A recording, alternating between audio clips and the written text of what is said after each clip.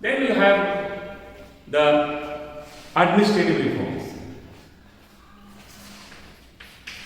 In the administration field also, early nationalists wanted many changes, many reforms. Some of the administrative reforms they demanded were of Indian civil services.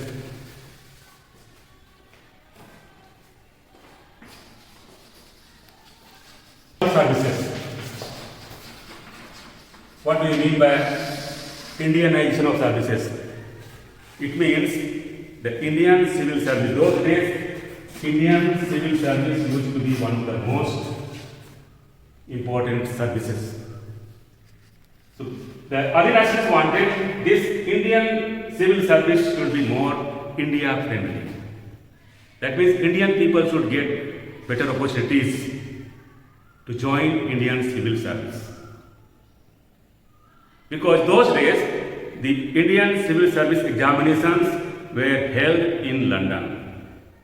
That means very few Indians could go to London and appear in the civil service examination.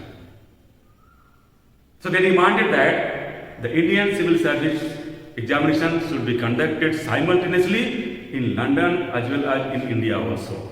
So those who are in England, they can take part in the examination, and the rest of the people in India, they will take part in the civil service examination here in India itself. So there will be more chances for Indians to qualify in the Indian civil service. They also wanted the repeal of the Arms Act. See, Arms Act and License Act. In the previous chapter we learned this Arms Act was repressive, even License Act also was repressive, because the Arms Act allowed British people to carry arms without license. On the other hand, it was a criminal offence for any Indian to carry arms act. That way, Arms Act and License Act were repressive. So Indian early nationalists, they demanded that Arms Act and License Act should be repealed. They should be cancelled. They should be taken back. Again, the early nationalists, they demanded that the more Indian should be getting employment in the higher post.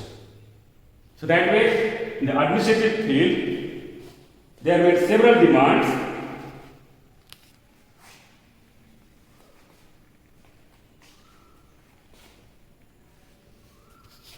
And they also wanted the spread of primary education. The early nationalists demanded that primary education is very essential and it should be spread throughout India, so that every Indian should have access to primary school. And lastly, the early nationalists demanded that there should be more power given to the local bodies, locally elected bodies. Like today we have local bodies like Panchayat Raj, Panchayat system. They should have power. It's not that all the power is centralized. So this is the centralization of power. So these reforms they wanted in the sphere of administration. Last reform they wanted was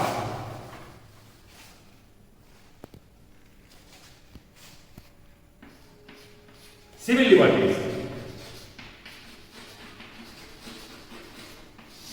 Civil liberties. Whenever the British government tried to encroach upon civil liberties, the early nationalists opposed it. They demanded that the civil liberties should be restored by all means.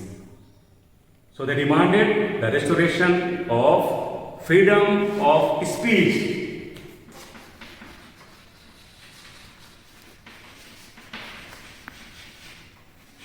And freedom of press.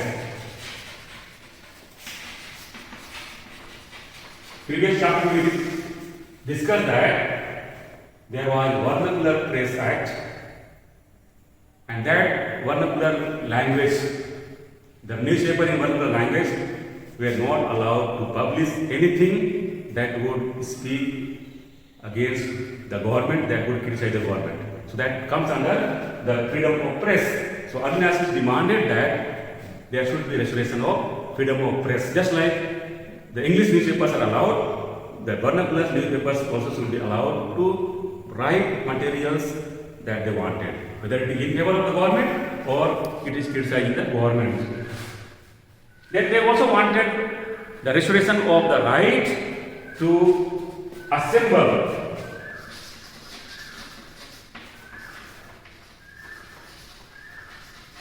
Right to assemble and right to form associations. These are all basic freedoms. So they demanded that the people should have the right to assemble in one place freely without carrying any arms. Peacefully they can assemble and they can also form association.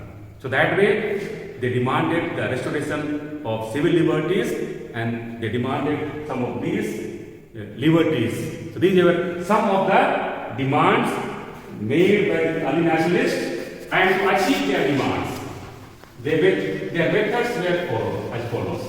To achieve their demands, they adopted two sets of methods that we discuss very briefly. Two methods adopted.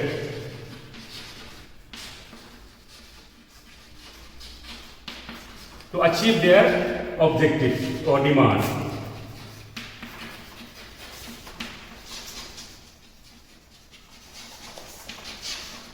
Objectives. And first set of method, no?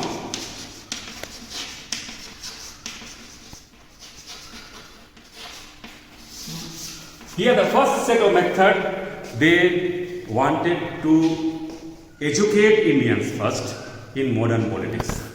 They wanted to create political awareness among the Indians. That means they wanted to make Indians politically become aware. They should become aware what was going on in their own country. That was their first method. And to do this, how did they educate Indians in modern politics?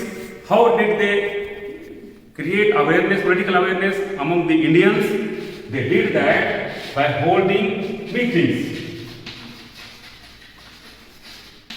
Holding meetings, giving speeches,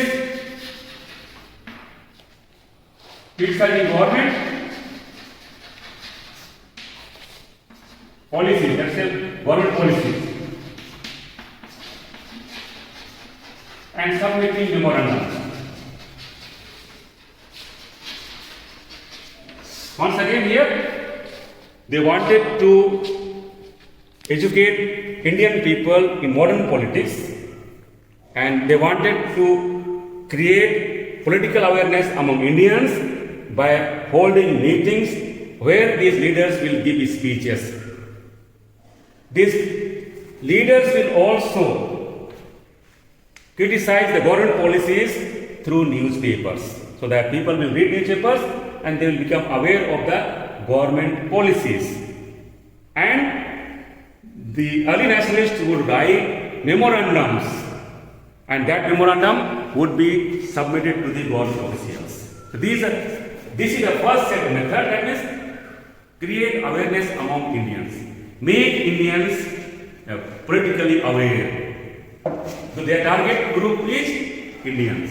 Indians are the target group in the first set of method. The second set of method, the target group is the British government and the British people.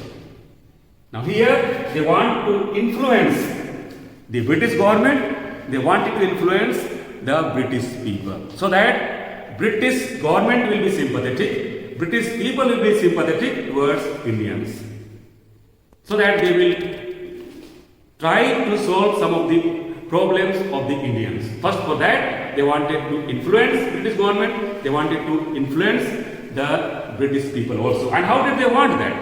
How did they want to influence the British government? How did they want to influence the British people? Now, they used three keys. For that, So they use three P's. What are these three P's? These three P's are the petitions, prayers and protest. Sometimes they put forth their petitions before the government officials, before the government. Sometimes they pleaded before the government. Sometimes even they protested. So that way they used three P's to influence the government and the British people. The second method is they wrote weekly journals.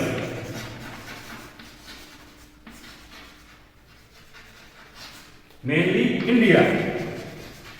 It was an English journal published once in a week in England only.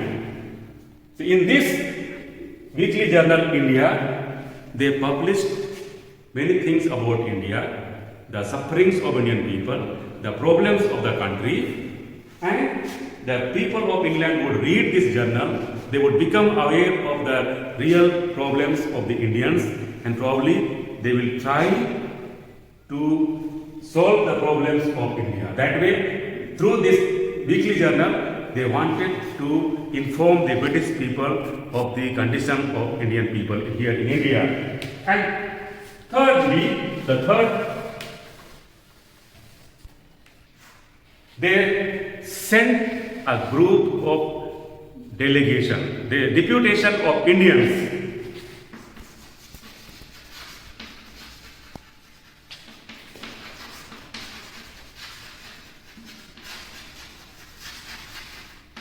to England.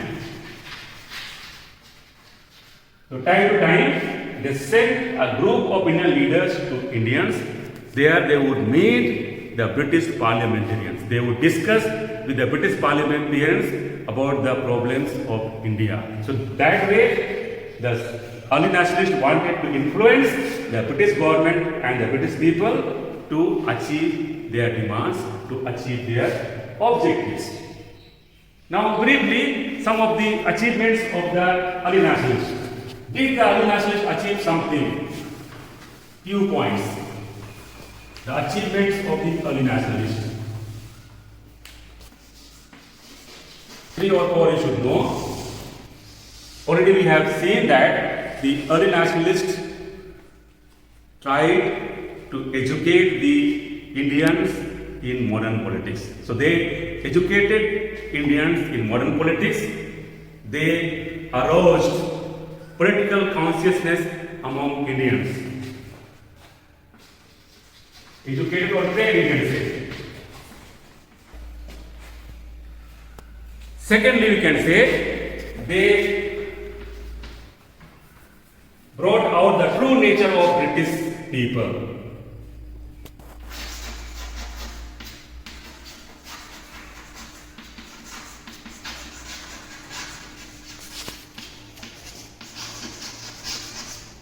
They made Indian people understand the true nature of the British rule. The true nature is that the British people seem to be good. The British people act that they are for the welfare of the country, but in fact, that is not true. The British people are here to exploit the wealth of this country, and they do not have any sympathy for Indian people. Therefore, we cannot rely upon the British people. That is exposing the true nature of British rule. Secondly. And thirdly, Indianization of services.